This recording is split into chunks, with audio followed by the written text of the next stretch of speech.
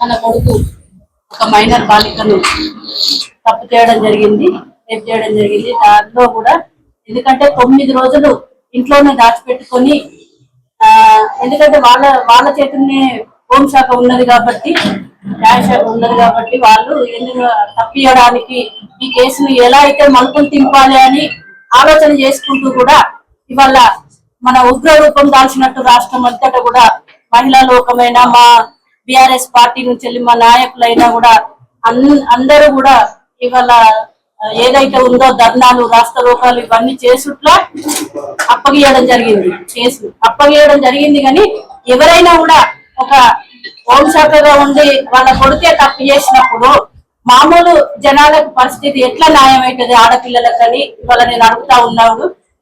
దేనికైతే కేంద్ర హోంశాఖ ఉన్నాడో దానికి తొందరగానే రాజీనామా చేస్తే వచ్చే ఎంపీ ఎన్నికల్లో కూడా మన ఉమ్మడి కరీంనగర్ జిల్లా ప్రజలందరూ కూడా గమనించి, ఎందుకంటే ఎవరైతే న్యాయం చేస్తారో వాళ్ళకే ఓటు వేస్తారు కాబట్టి వాళ్ళే చెప్తారు కాబట్టి న్యాయం. ఇప్పుడు హోంశాఖకు అయితే మేము రాజీనామా చేయాలని అడుగుతున్నాము. ఎందుకంటే ఒక బాలికకు ఒక ఉన్నత పదవిలో ఉండి కూడా ఒక బాలికకు న్యాయం జరగకపోతే వాళ్ళ కొడుకే తప్పు చేస్తే మిగతా వాళ్ళు సామాన్య ప్రజలకు ఎలా న్యాయం జరుగుతుందని ఇవాళ మేము అడుగుతా ఉన్నాము. ఇవాళ మేము ధర్నా కానీ మేము పర్మిషన్ తీసుకొని మా టైం మేము పెట్టుకొని కూర్చోవడానికి ఇచ్చేస్తే వాళ్ళు పెట్టుకొని వాళ్ళు చేసి వెళ్ళిపోవాలి. మమ్మల్ని డిస్టర్బెన్స్ చేయొద్దు. మా వాళ్ళు డిస్టర్బెన్స్ చేస్తే వందల వేల సంఖ్యలో ఉన్నారు బిఆర్ఎస్ పార్టీ కుటుంబ సభ్యులందరూ కూడా.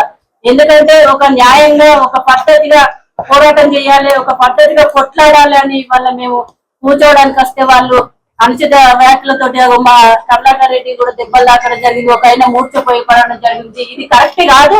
ఎవరి పని వాళ్ళు చేసుకోవాలి. ఎవరు చేసే టైంలో పర్మిషన్ తీసుకుంటారు కాబట్టి ఎవరి టైం వాళ్ళు చేసుకోవాలని ఇవాళ మేము కొట్లాడుతున్నాము.